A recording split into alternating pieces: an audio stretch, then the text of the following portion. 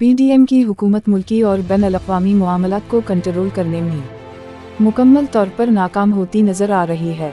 हर गुज़रते दिन के साथ महंगाई ने तमाम पुराने रिकॉर्ड तोड़ डाले हैं। अवाम महंगाई से तंग आकर या तो खुदकुशी करने का अमल कर रहे हैं या फिर रोज़गार की तलाश में जायज़ व नाजायज़ ज़राए से मुल्क से बाहर जाने का अमल करने पर मजबूर हैं।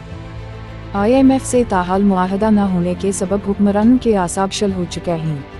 वज़ीर-ए-आज़म से लेकर वफाकी वज़रा तक इन हालात में शदीद ज़हनी दबाव का शिकार हैं और वो इस कैफियत में अजीब व गरीब कस्म की हरकत का इर्तिकाब कर रहे हैं, जिनकी वजह से मुल्क की बदनामी में मज़ीद इजाफा हो रहा है।